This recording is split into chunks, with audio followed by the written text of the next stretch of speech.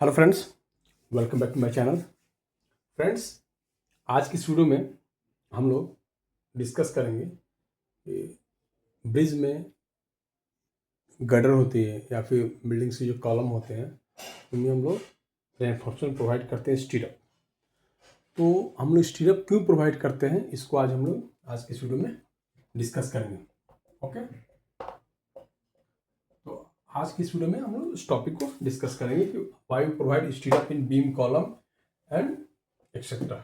ठीक है, first of all स्टीरअप्स जो हमारी थी इस तरह की होती है, ये स्टीरअप्स होते हैं। ये आपने अपने साइट पे देखा होगा, कंस्ट्रक्शन साइट पे आपने देखा होगा स्टीरअप्स इस तरह के बनते हैं। स्टीरअप्स डिफरेंट टाइप्स के होते हैं, 8 mm से कम के नहीं होंगे। ठीक है, उसकी जो डाया होगी 8 mm से कम नहीं होगी और जो उसकी स्पेसिंग होगी वो 150 mm 200 mm जैसा साइड पर साइड रिक्वायरमेंट हो। ठीक है, तो हम लोग आज की शुरू में ये देखेंगे कि स्टीरअप्स हम लोग आखिर प्रोवाइड क्यों करते हैं। जैसे कि आप देख रहे हो, ये हमारा एक बीम हो गया, ये मेरा गटर हो गया, ब्रिज के गटर जो हम लोग ब्रिज में गटर गटर होते हैं, गटर हो गए। तो आप जब देखोगे ब्रिज के गटर की ड्राइंग देखोगे तो उसमें स्टीरअप्स प्रोवाइड कर रहते हैं। 10 mm डाया के स्टीरअप्स, 12 mm डाया के स्टीरअप्स प्रोवाइड करते हैं। ओके, स्टीरअप प्रोवाइड करते हैं, 3 गटर 4 गटर जो भी आपके ड्राइंग में हो उसके हिसाब से स्टीरअप प्रोवाइड करते हैं। तो स्टीरअप्स का क्या काम होता है?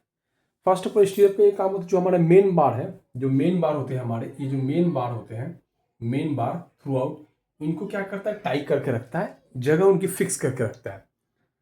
ओके, जगह को फिक्स करके रखता है, उनकी पोजीशन को फिक्स करके रखता है। फर्स्ट है। सेकंड क्या करता है कि उसकी जो अलाइनमेंट है, जो हमारी डायमेंशन है, थिकनेस है, उसको एक मेंटेन रखता है। कहने का ये मतलब है, अगर मान लो स्टीरअप आपने ऐसे दिया, ये इस साइड के, तो यहाँ जो बार होंगे, यहाँ जो बार होंगी, इनकी पोजीशन को फिक्स रखेगा। ठीक है, इनकी पोजीशन को तो फिक्स रखेगा। और अगर हमारी इसकी थिकनेस अगर 300 mm है, सपोज कर लो ये जो हमारी बीम है उसकी थिकनेस अगर 300 mm है, 50 कवर माइनस करे, कवर 50 mm कवर अगर मैं माइनस किया, टॉप 50 बॉटम 50 कवर, तो एक जो स्टील का जो डायमेंशन है हमारा कवर माइनस का, उसको वो फिक्स रखता है।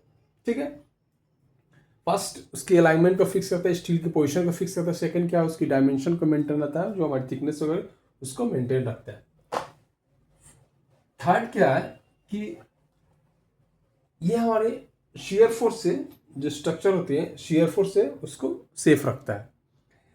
जैसे कि आप स्ट्रक्चर देखोगे, आप ये हमारा है, कोई है, इस पे अगर लोड लगने के कारण नीचे हमारा कंप्रेशन होगा, ऊपर टेंशन होगा, तो लोड लगने के कारण जो इसमें शेयर फोर्स जनरेट होगा, शेयर फोर्स की जो क्रैक्स डेवलप करेंगे, उससे क्या करते हैं, स्ट्रक्चर को सेफ रखता है।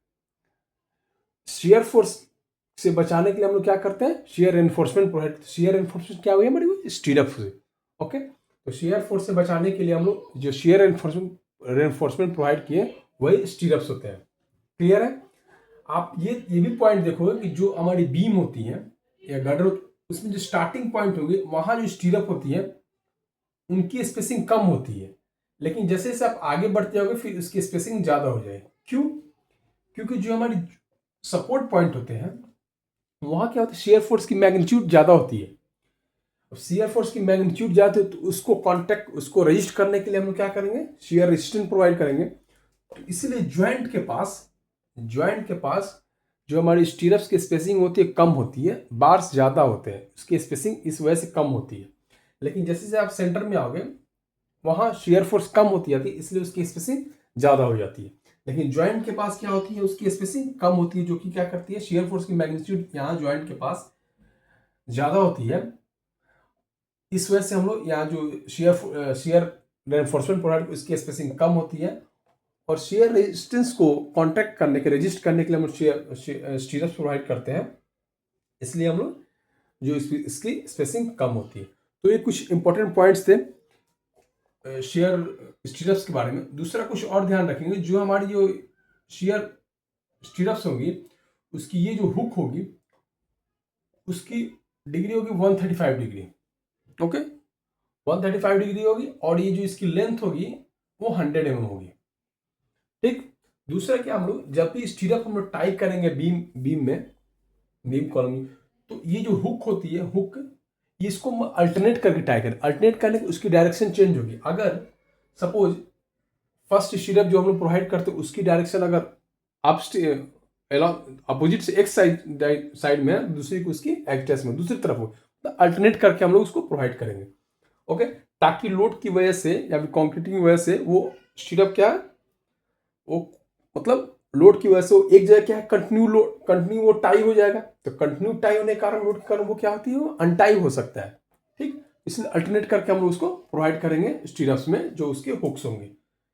हुक्स आड़े में होंगे लेकिन उसकी जो डायरेक्शन होगी वो चेंज होगी। तो इसलिए ये कुछ इंपॉर्टेंट पॉइंट्स है स्टीरअप्स के। ये हम लोग स्टीरअप जो है बीम में क्यों प्रोवाइड करते हैं, इंपॉर्टेंट पॉइंट था।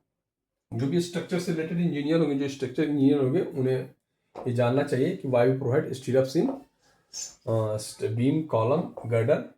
जो हम लोग गर्डर ब्रिज में गर्डर बनाते हैं वहाँ हम लोग स्टीरअप क्यों प्रोवाइड करते हैं। So friends, thank you and keep watching my video.